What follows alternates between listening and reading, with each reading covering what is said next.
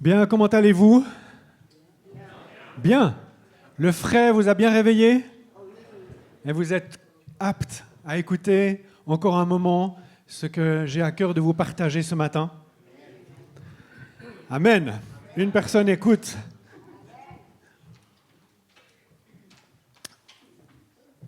Hier, pendant la journée, j'étais à Lausanne avec Christine et avec Florence. Nous étions à une rencontre qui était organisée pour les responsables de l'Église libre et pour les responsables de Mouvement Plus. Et peut-être que vous savez que l'Église libre est dans un temps de collaboration avec Mouvement Plus et ils nous invitent à participer à leur rencontre 1 ou 2 fois par an. Et c'était très intéressant, un homme est venu nous parler sur la manière de construire des équipes apostoliques ou de penser de manière apostolique. Et ce qu'il voulait dire par là, penser de manière apostolique, ça rejoint une ou deux choses qui ont déjà été dites, tout ce que Veraldo disait, c'est-à-dire prendre à cœur cette vie que nous avons reçue pour l'étendre beaucoup plus loin. Réfléchir de manière apostolique, c'est penser au royaume de Dieu qui s'étend. Pas le royaume de Dieu qui reste simplement là où je suis, mais qui s'étend et qui s'établit à mesure que nous avançons et que nous développons les dons et les capacités que Dieu nous a donnés. Et c'était très intéressant d'être encouragé en tant que responsable et en tant qu'Église. On était des responsables d'Église de toute la Suisse romande, à imaginer et penser que Dieu voit cette terre de la Suisse romande comme une terre encore à développer au niveau du royaume pour que de nouvelles personnes reçoivent la vie, reçoivent Christ et soient transformées pour ensuite vivre pour l'éternité avec Dieu. Voilà ce que nous avons vécu et lorsqu'on parle et qu'on utilise ce terme apostolique, c'est cette vision d'étendre le royaume de Dieu, que la volonté de Dieu soit faite sur la terre comme au ciel.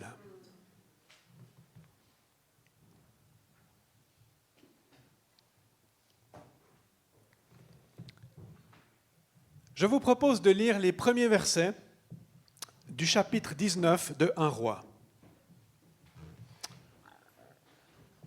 Akab rapporta à Jézabel tout ce qu'avait fait Élie et la manière dont il avait tué par l'épée tous les prophètes.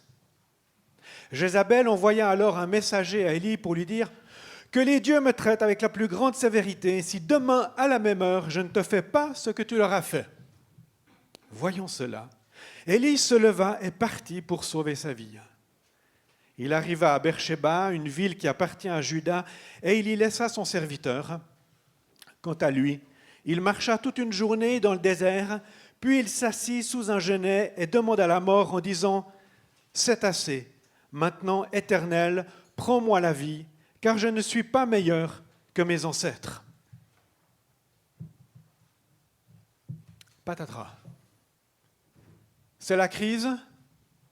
Dimanche dernier, nous voyons Élie qui écoute Dieu, qui confronte la mort, qui confronte les faux prophètes, qui donne des paroles de vie, notamment à cette veuve qui n'avait plus rien à manger, mais voilà que l'huile et la farine perdurent pendant 3 ans dans ses pots.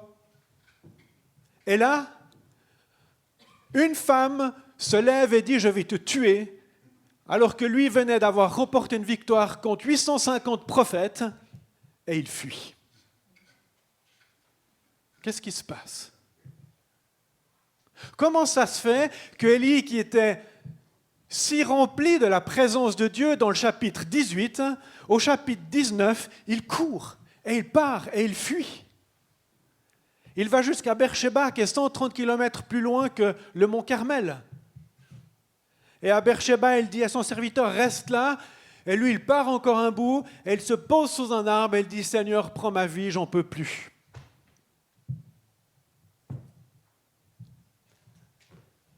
Élie est en crise. Il y a quelque chose qui lui tombe dessus, et il a de la peine à le gérer. Et il est en train de traverser, et ce sera le chapitre 19, une crise profonde d'identité, du ministère, du sens de sa vie devant Dieu. Et je suis content qu'on puisse voir cette 3e partie sur cette thématique des saisons, la saison de l'apprentissage, La saison de l'appel et l'apprentissage, la saison de l'action dont j'ai parlé dimanche dernier, et aujourd'hui la saison de la crise, crise vers la maturité, et dimanche prochain, la saison de la fécondité. Dans la vie avec Dieu, il y a des temps de crise. Si vous pensez que la vie chrétienne, c'est une courbe qui monte comme ça sans fin, ou encore pire, vous pensez qu'on est toujours au top, c'est que vous avez été mal enseigné. Et là, je suis désolé et j'espère qu'au travers de ce matin, ça ira mieux. Mais c'est peut-être aussi simplement que vous avez des fantasmes, et c'est le moment de revenir un peu sur la terre. Ou simplement, peut-être qu'il y a encore besoin de méditer la parole de Dieu et de voir ce que des hommes comme Élie ou d'autres ont vécu. Même Jésus. Vous imaginez Jésus? Un jour, il dit une parole dans une synagogue et les gens se fâchent et le prennent et veulent le jeter en bas d'une falaise. Mais c'était qui ces gens? C'était ses copains d'école.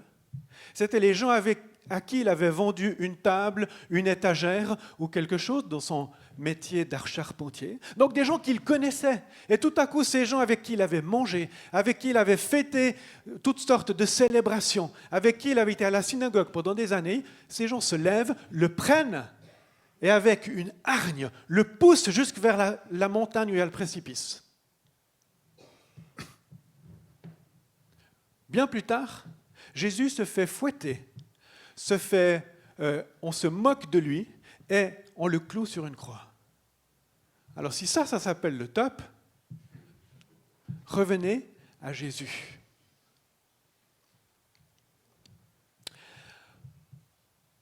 Élie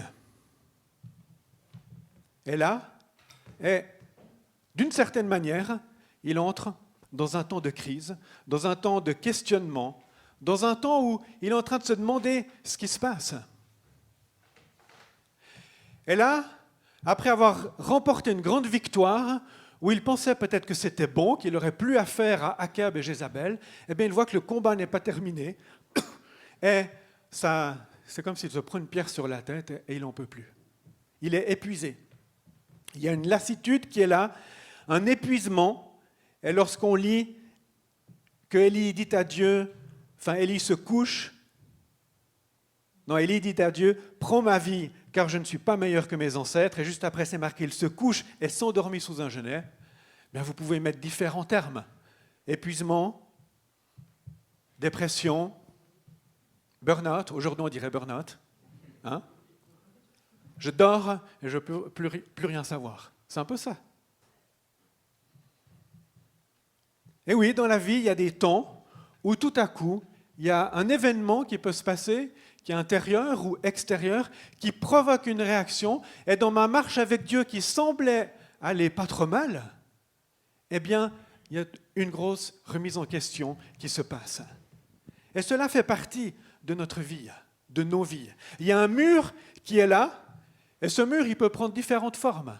Ça peut être une question de santé, ça peut être un problème avec un enfant ou un parent, une difficulté dans le couple, dans le travail, une injustice qui nous arrive par rapport à une situation de l'extérieur, et tout à coup ça fait boum. Et un temps, je ne comprends plus ce qui se passe, j'ai besoin d'être réorienté par Dieu. Mais cela peut prendre un peu de temps. Lisons un petit bout plus loin. Élie, toujours, à partir du verset 5 maintenant.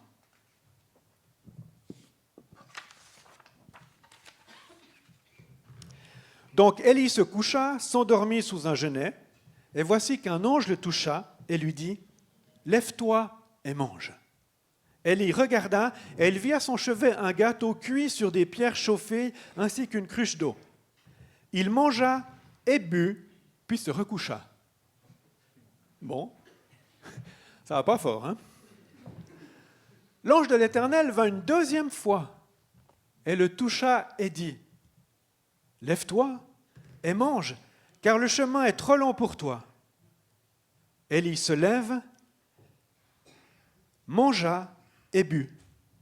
Puis, avec la force que lui donna cette nourriture, il marcha 40 jours et 40 nuits jusqu'à la montagne de Dieu, jusqu'à Horeb. Ça, c'est pas mal pour un repas, hein? Là, il y avait de la vitamine, hein? Et bien plus.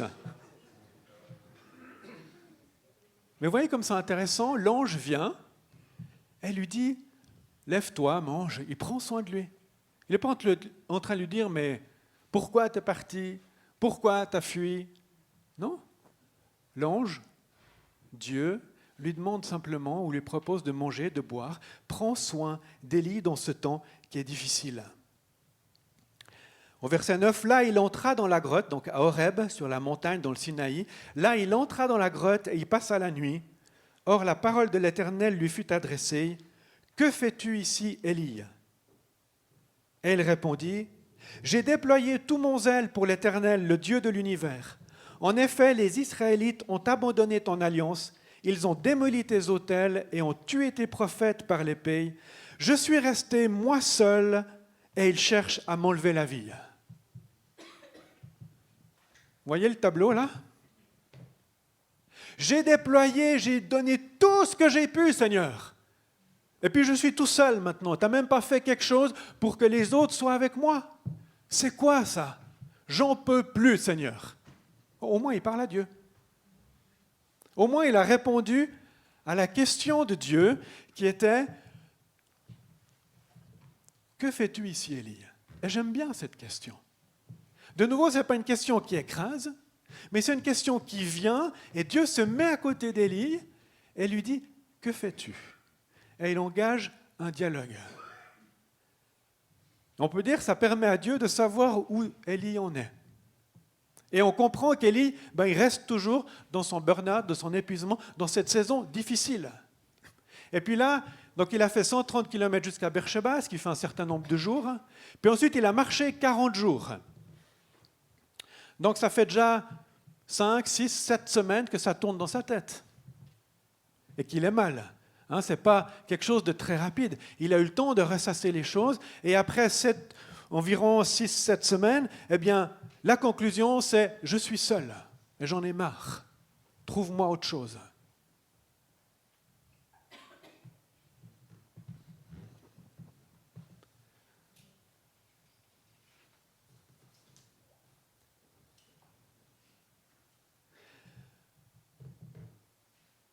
Dans les temps de crise, il y a différentes choses qui se trament. Il y a une profonde remise en question de qui on est, ou de ce qu'on fait, ou de ce qu'on ne fait pas, de ce que nous avons réussi ou pas réussi. Et si on ose un peu examiner, et tu peux mettre le slide suivant s'il te plaît, si on ose examiner ce qui se passe dans ces temps-là, eh bien on va réaliser que souvent, il y a des choses qui ont besoin de tomber, ou qu'on a besoin de lâcher. Il y a peut-être des blessures qui ressurgissent et tout à coup qui font mal. De l'injustice ou du rejet ou de la culpabilité qui revient un peu à la surface tout à coup parce qu'une reine me dit « si je ne te tue pas, ça ira pas ». Il y a peut-être le besoin de contrôler dont la nécessité, le besoin de contrôler doit diminuer. Parce que lorsqu'on devient des fois fort et puissant, comme Élie dans les chapitres précédents, eh bien, il avait l'impression de contrôler plein de choses. Il priait, le feu descendait. Et puis là, il n'y a plus rien qui ne se passe. C'est comme s'il doit faire de la place pour que Dieu soit ou parle différemment. Nos motivations pour le service ne sont pas si louables que cela. Ça, c'est une chose que l'on peut réaliser quand on sert pendant un certain temps, puis tout à coup, par exemple, un des syndromes, syndrome du Saint-Bernard, vous savez ce que c'est? C'est de jouer au sauveur. Et peut-être qu'en aidant et en voulant bien faire, au bout du compte, on a envie de sauver tout le monde, alors que Dieu ne nous demande pas de sauver tout le monde, parce que c'est quand même Dieu qui sauve.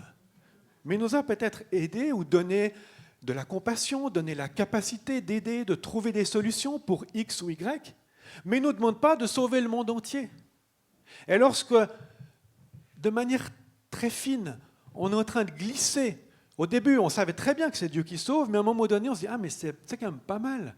Quand je fais quelque chose, ça aide quelqu'un et ça va mieux. » Puis si je fais encore pour cette personne, ça ira mieux pour cette personne. Puis j'y trouve un certain plaisir, merci. Et puis effectivement, je risque de me transformer en celui qui sauve.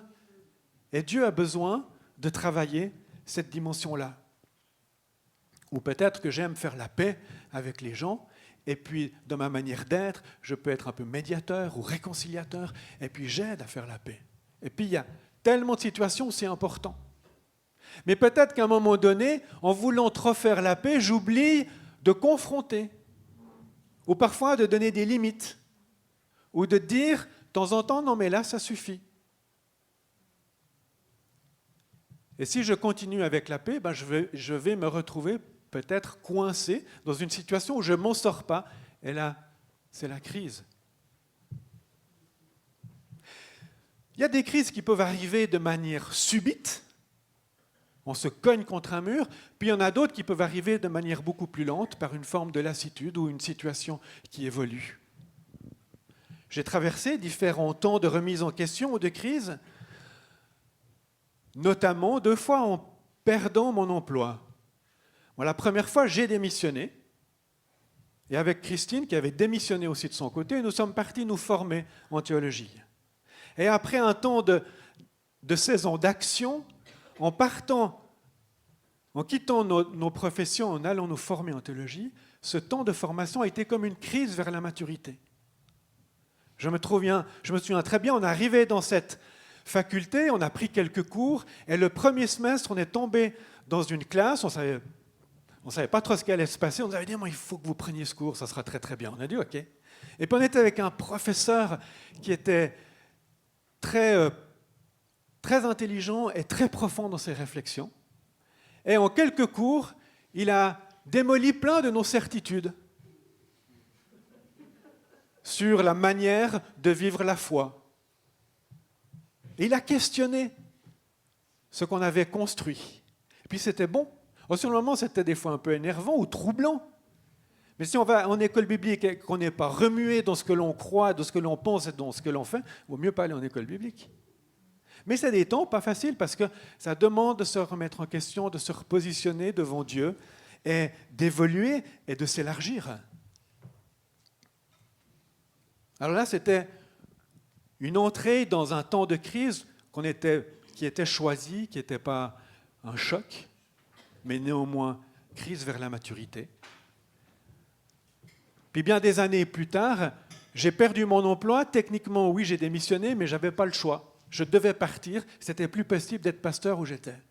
Puis là, c'était une crise brutale, violente, en me demandant, mais qu'est-ce qui se passe? Et Seigneur, qu'est-ce que je dois faire? Donc, ces temps de crise font partie de notre chemin avec Dieu. Ce n'est pas qu'on les souhaite,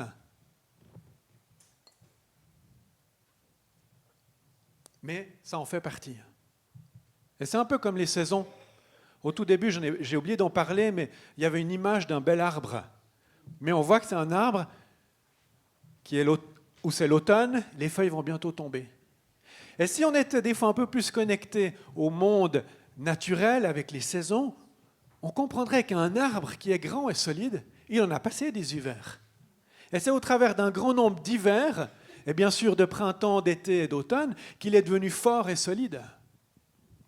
Et il y a un enseignement à prendre pour nos vies, où il y a des temps, il y a des saisons, il y a des moments où c'est peut-être calme, des moments où il n'y a rien qui se passe, où tout est froid et un peu gelé.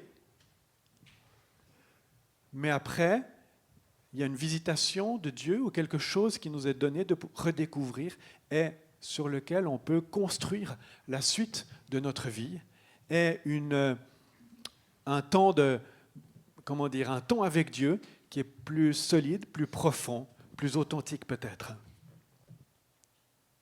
Alors, continuons avec Élie. Que va-t-il se passer avec lui? Au verset 11 de 1 Roi 19.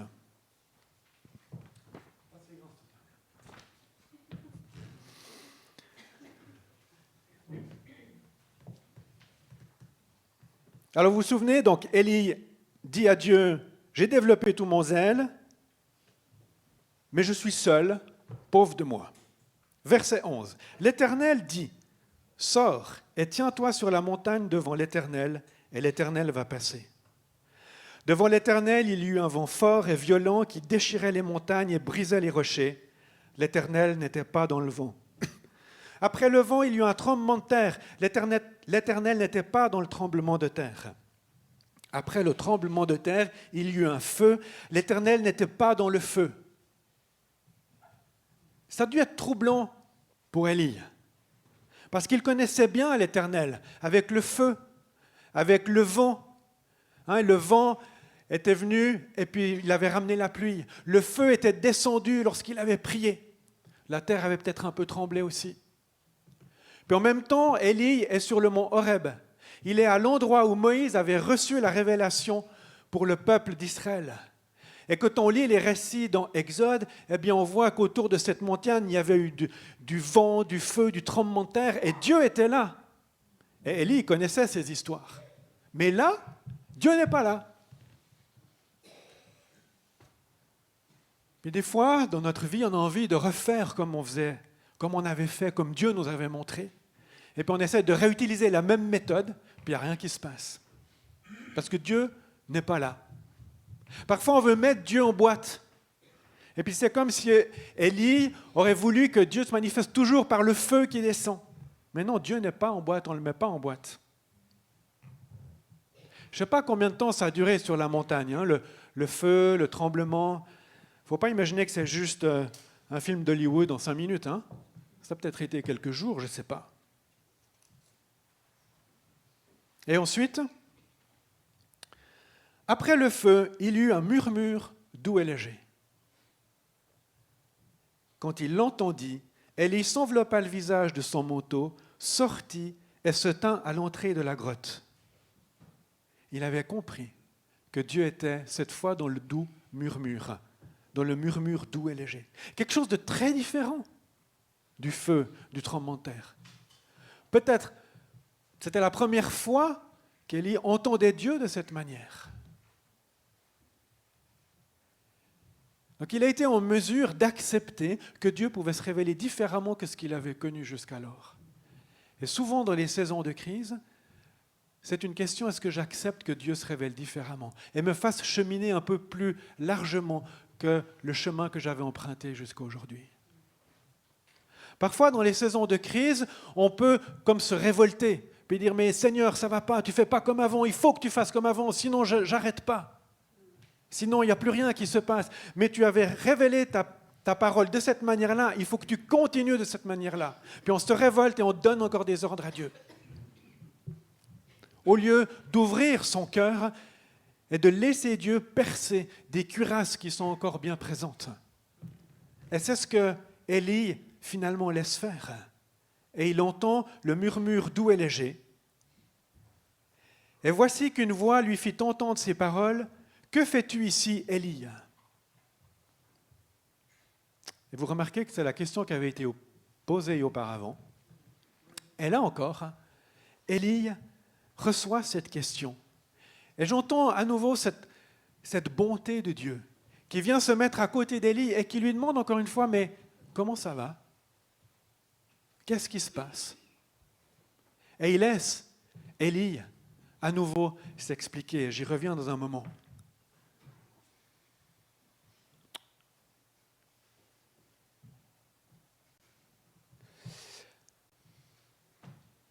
Dieu ne se confine pas dans notre boîte. Dans cette saison, il y a souvent quelque chose de l'ordre de la perte ou du dépouillement. Je dois réapprendre ou je dois lâcher certaines anciennes manières de faire. Je dois apprendre à vivre un peu différemment, où les choses ne sont peut-être pas toujours aussi claires que ce que j'avais cru auparavant. Mais dans cette saison, il y a aussi des promesses de restauration, d'espérance, temps de purification. Parce que souvent, lorsque je lâche des choses, eh bien, c'est comme me débarrasser, par exemple, d'un péché. Quand je parlais du syndrome du Saint-Bernard, où celui qui veut tout le temps sauver, si je me débarrasse de cette motivation, en fait, qui finalement était venue de mon cœur, ben je laisse plus de place à l'esprit. Et donc c'est un temps de purification que Dieu me permet de vivre. Et j'aime bien cette phrase en bas du slide qui parle de la saison de l'action comme nous faisons les œuvres de Dieu, nous entrons dans les œuvres que Dieu a préparées d'avance. Et donc il y a plusieurs saisons de l'action dans nos vies. Puis la saison de la crise vers la maturité, c'est nous sommes comme œuvre de Dieu. C'est comme si Dieu pétrit nos cœurs, retourne la terre pour qu'elle puisse porter du fruit. On retourne les jardins avant l'hiver ou après l'hiver pour préparer la terre pour la nouvelle saison.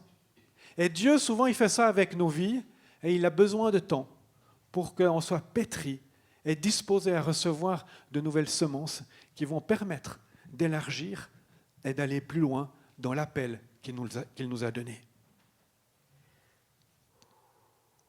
Je n'ai pas le texte, il n'est pas écrit sur le slide, mais juste après, j'ai oublié de l'écrire, juste après le verset 13, à cette question que Dieu donne à Élie, « Que fais-tu ici, Élie ?» Élie répond, « J'ai déployé tout mon zèle pour l'Éternel, le Dieu de l'univers. En effet, les Israélites ont abandonné ton alliance, ils ont démoli tes autels et ont tué tes prophètes par l'épée. Je suis resté moi seul et ils cherchent à m'enlever la vie. » C'est exactement que quelques versets auparavant. Mot pour mot. Et c'est un peu étonnant. J'étais un peu troublé par ce truc. Je me dis, qu'est-ce qu'il a entendu finalement? Il rencontre Dieu sur la montagne, puis finalement il dit la même chose. Alors on peut interpréter ça peut-être de manière différente, mais probablement que le désespoir d'Élie, ou son épuisement, ou son burn-out était très profond, et ça prend du temps pour poursuivre. On peut aussi réaliser, Élie, il a entendu Dieu qui lui pose encore cette question, « Que fais-tu ici, Élie ?» Il avait entendu Dieu avec ce murmure doux et léger. Je ne sais pas si vous êtes d'accord avec moi, des fois on entend Dieu, puis on a quand même de la peine à bouger ou à changer. Des fois on entend que Dieu nous parle ou nous restaure, et puis tout à coup on se retrouve à dire dans la rue ou à l'extérieur, puis on continue de se plaindre. Et j'ai l'impression qu'Élie ici, il est resté dans sa position un peu de victime, de pitié de soi. Dieu l'a entendu une première fois, et il lui dit, viens sur la montagne, et puis je vais te révéler qui je suis. Et il y a ce temps de révélation au travers du murmure doux et léger. Et puis là, la deuxième fois, en 1 Roi 19, 14, il redit la même chose, et juste après, on verra ça peut-être plus la prochaine fois, mais juste après, laisse ce verset. L'Éternel lui dit, vas-y, poursuis ton chemin dans le désert jusqu'à Damas. Donc là, Dieu est en train de lui donner la prochaine mission pour la saison suivante. Dieu ne le laisse pas être dans son sens de pitié ou de victimisation. Dieu s'est révélé à lui, il a eu du temps, et finalement Dieu lui dit, mais regarde un peu plus loin. Parfois, malheureusement, ça peut être confortable de rester dans cette position de victime. Ah Seigneur, j'aimerais bien encore un tour de rocher là. Puis tu te révèles nouveau à moi. Ça m'a fait du bien. Puis si je peux rester là, puis plus avoir affaire avec les autres, tout va bien. La tentation, elle est grande parfois. Mais Dieu n'écoute pas ça. Elle lui donne une indication pour la mission suivante, qui d'ailleurs est assez étonnante, et on le verra dimanche prochain. Dieu a laissé le temps à Élie d'être touché, d'être transformé, d'être purifié, et de pouvoir se relever pour ensuite entrer dans la saison suivante, saison de fécondité ou d'action. Mais Dieu permet à Élie d'évoluer, alors qu'Élie reste à l'écoute de Dieu. Ce qui est intéressant tout au long, il est resté à l'écoute de Dieu de manière générale, mais il n'y a qu'un moment où il voulait surtout dormir. Donc là, Dieu a dû taper fort pour qu'il se réveille et qu'il mange, on est bien d'accord.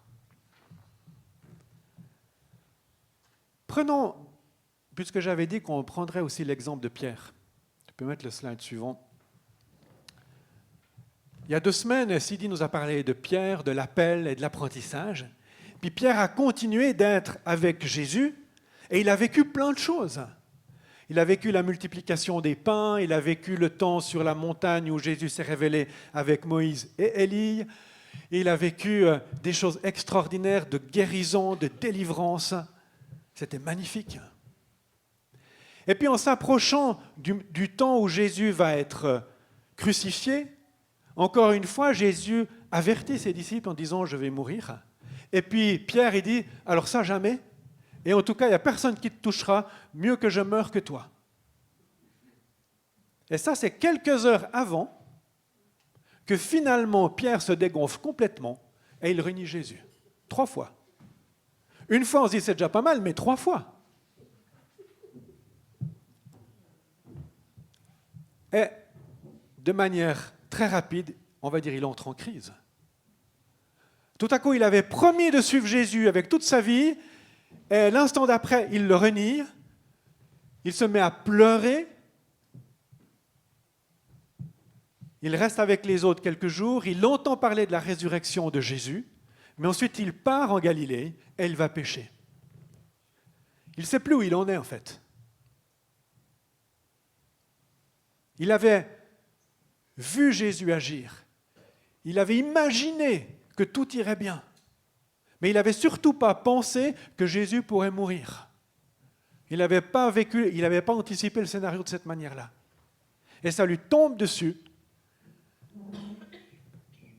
Et il part en Galilée faire ce qu'il savait faire, c'est-à-dire pécher.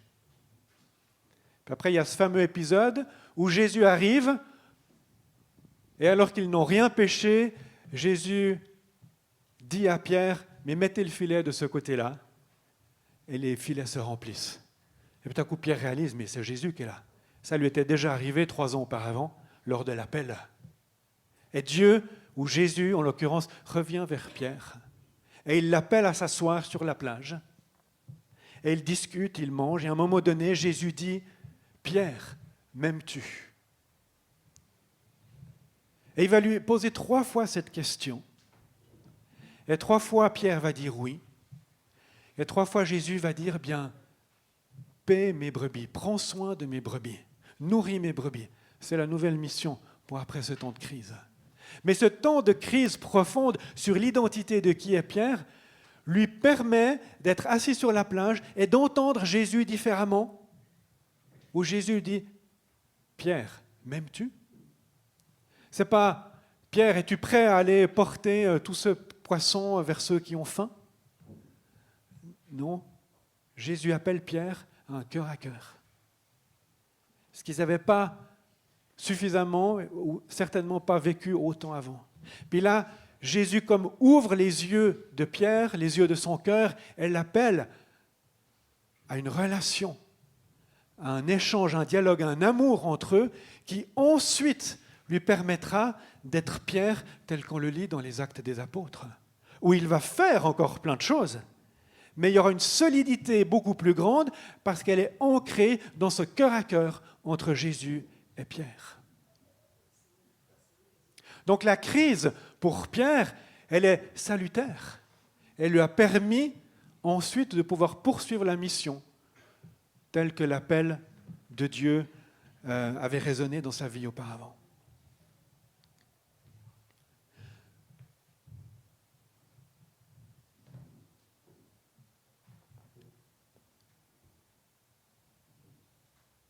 Laissons cette histoire d'Élie, cette histoire de Pierre, nous enseigner et nous guider par rapport à notre propre chemin. Et je suis sûr que vous pouvez tous identifier certains moments où ça peut être plus compliqué, ou peut-être que vous êtes en train de traverser un moment où vous vous demandez ce qui se passe, comment poursuivre dans votre vie avec Dieu. Eh bien, regardez, autant pour Élie que pour Pierre, il y a eu une rencontre particulière avec Dieu dans ce moment-là. Et Dieu s'est révélé. Alors cherchez Dieu. Si vous êtes en crise, laissez Dieu vous travailler et retourner votre terre.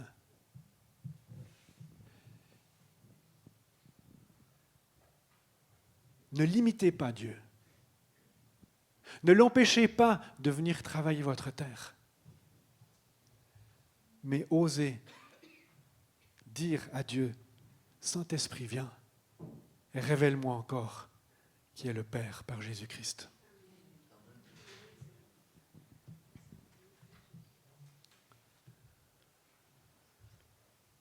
Personne, et je leur ai dit, personne n'aime les temps de crise. Moi, j'aime pas. Je trouve ça nul. Si je réagis d'abord. Mais après, si je m'ouvre à Dieu et je le laisse travailler mon cœur, je vois que ça porte du fruit et que ça m'aide à grandir pour être plus à l'image de Christ. Dans mon adoration pour Dieu, dans mes relations avec ceux qui m'entourent. Donc il y a des choses qui sont bonnes. Et Dieu va continuer à nous faire cheminer dans les saisons pour que l'on puisse lui ressembler toujours plus. J'aimerais terminer en prenant un psaume. Tu peux mettre le psaume 142. J'aurais pu prendre le psaume 13 ou le psaume 70. Mais le psaume 142, c'est quelqu'un qui implore l'Éternel parce qu'il n'y a rien qui va. Et c'est marqué « Je lui raconte ma détresse ». Comme Élie. Élie a raconté sa détresse. Et nous sommes invités à raconter notre détresse lorsque nous sommes en crise. Et puis, le psalmiste dit « Regarde à droite, il n'y a personne qui me reconnaît. Mais tu es mon abri. Tu es ma part au pays des vivants. Je suis faible, délivre-moi, j'en peux plus. » Et un jour, je pourrai te célébrer et déclamer ton nom. J'aimerais que l'on prenne cette prière ensemble. Et qu'on la prie ensemble. Et qu'on la prie de manière communautaire. Peut-être que vous n'êtes pas en crise, mais on va la prier pour soutenir ceux qui sont en crise. Et si vous êtes dans cette crise vers la maturité, quelle qu'elle soit, bien priez-la de tout votre cœur et regardez que vous n'êtes pas seul. Je vous invite à vous lever et j'aimerais que l'on prie tous ensemble à haute voix, qu'on lise ce psaume et que ce soit notre prière pour terminer ce temps. Alors débutons. À pleine voix, je crie à l'Éternel. À pleine voix, j'implore l'Éternel. Je lui expose ma plainte, je lui raconte ma détresse. Quand mon esprit est abattu en moi, toi, tu connais mon sentier. Sur la route où je marche, on m'a tendu un piège. Regarde à droite et constate-le. Personne ne me reconnaît. Je ne sais plus où trouver refuge. Personne ne s'inquiète pour ma vie. Éternel, c'est à toi que je crie. Je dis, tu es mon abri, ma part au pays des vivants. Sois attentif à mes cris, car je suis bien faible. Délivre-moi de ceux qui me poursuivent, car ils sont plus forts que moi. Fais-moi sortir de ma prison, afin que je célèbre ton nom. Les justes viendront m'entourer quand tu m'auras fait du bien. Amen. Seigneur notre Dieu, merci, parce que nous pouvons tout te dire. Et je te prie en particulier ce matin pour mes frères et sœurs ici, qui se sont identifiés pleinement avec cette prière, parce qu'ils sont dans un temps difficile, de dépouillement, de crise, de perte. Et Seigneur, je prie pour eux.